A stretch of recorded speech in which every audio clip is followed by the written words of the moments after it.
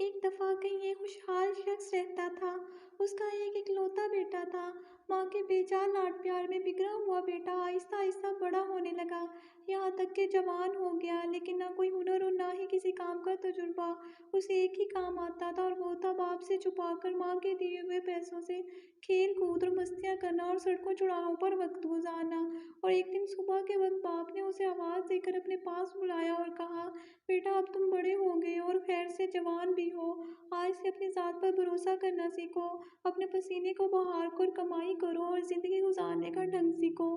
بیٹے کو باپ کی یہ بات کچھ ناگوار سی گزری۔ تقریباً احتجاج بھرے انداز میں اس نے باپ سے کہا، مجھے تو کوئی کام نہیں آتا۔ باپ نے کہا، کوئی بات نہیں، اب سیکھ لو، تم آج ہی شہر روانہ ہو جاؤ اور یاد رکھو جب تک میرے لیے ایک سونے کی اشرفی نہ کما لینا، لوٹ کر واپس نہ آنا۔ مرتا کیا نہ کرتا کہ مشتاق بیٹا گھر سے جانے کے لیے دروازے کی طرف بڑھ ہی رہا تھا کہ اس کی ماں جو یہ سب گفتگو چھپ کر سن چکی تھی، بیٹے کے سامنے آ گئی۔ مٹھی میں چھپائی ہوئی اشرفی بیٹے کو دیتے ہوئے بولی کہ شہر چلے جاؤ، رات گئے لوٹ کر یہ اشرفی باپ کو لا کر دینا اور کہنا میں شہر سے کما کر لایا ہوں۔ اور یہ نوجوان خوشی خوشی گھر سے روانہ ہو گیا۔ شام گئے لوٹ کر بیٹے نے ویسے ہی کیا جس طرح اس کی ماں نے اسے سمجھایا تھا، سیدھا باپ کے پاس جا کر بولا، ابا جان یہ لیجئے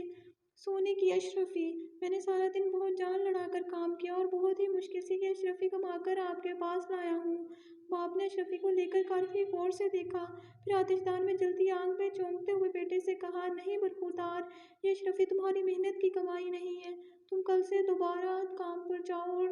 دیکھ لینا جب تک ایک اشرفی کما نہ لینا لوٹ کر واپس نہ آنا۔ بیٹا خاموشی سے باپ کی اس حرکت کو دیکھتا رہا، نہ کوئی احتجاج اور نہ کوئی رد عمل۔ دوسرے دن شہر کو جانے کے لیے گھر سے نکلتے ہوئے دروازے کی اوٹ میں ماں کو پھر منتظر پایا۔ ماں نے اس کی مٹھی پر ایک اور اشرفی رکھتے ہوئے کہا، بیٹا اس بار جلدی واپس نہ آنا، شہر میں 2 یا 3 دن رکے رہنا اور پھر لوٹ کر باپ کو یہ اشرفی لا دینا۔ بیٹے نے شہر جا کر ماں کے کہے پر عمل کیا اور لوٹ کر سیدھا باپ کے پاس گیا اور اشرفی اسے تھماتے ہوئے کہا، اے والد محترم، یہ لیجئے سونے کی اشرفی، اسے کمانے کے لیے مجھے بہت کٹھن محنت کرنا پڑی ہے۔ باپ نے پھر اشرفی لے کر اسے کافی غور سے دیکھا اور دوبارہ یہ کہتے ہوئے آگ میں پھینک دیا، بیٹا یہ وہ اشرفی نہیں ہے، کل تم پھر سے کام کے لیے جاؤ اور اس وقت تک نہ لوٹنا جب تک اشرفی نہ کما لینا۔ اس بار بھی اپنے باپ کی اس حرکت پر بیٹا بغیر کوئی ایک لفظ بولے خاموش رہا۔ تیسری مرتبہ یہ نوجوان اپنی ماں کے جاگنے سے پہلے ہی شہر کی طرف روانہ ہو گیا اور وہاں 1 مہینہ رہا، اور اس بار 1 مہینے کے بعد حقیقی معنوں میں محنت و مشقت سے کما کر اشرفی کو نہایت حفاظت سے مٹھی میں دبائے مسکراتے ہوئے اپنے باپ کے پاس حاضر ہوا۔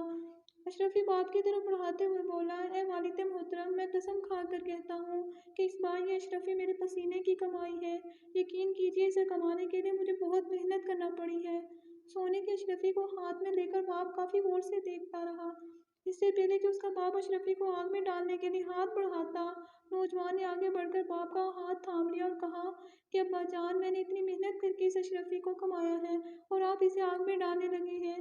اس بار باپ ہنس دیا اور بڑھ کر بیٹے کو گلے لگاتے ہوئے کہا، بیٹا اب بنے ہو تم جوان، بے شک یہ اشرفی تیری محنت اور پسینے کی کمائی ہے، کیونکہ اسے ضائع ہونا تجھ سے نہیں دیکھا گیا، جبکہ اس سے پہلے میں 2 بار اشرفیاں آگ میں پھینک چکا ہوں، مگر تجھے کوئی افسوس نہیں ہوا، کیونکہ وہ تیری محنت کی کمائی نہیں تھی۔ عزیز دوستو، بات بھی تو یہی سچ ہے کہ بغیر محنت اور مشقت سے چاہے آپ کو دولت کا پہاڑ ہی کیوں نہ مل جائے، نہ تو وہ زیادہ دیر ٹک کے رہتا ہے اور نہ ہی اس کے جانے کا آپ کو دکھ ہوگا، لیکن اپنی محنت اور خون پسینے کی کمائی سے حاصل ہونے والی ایک ایک پائی میں اپنی قیمت کا احساس دلا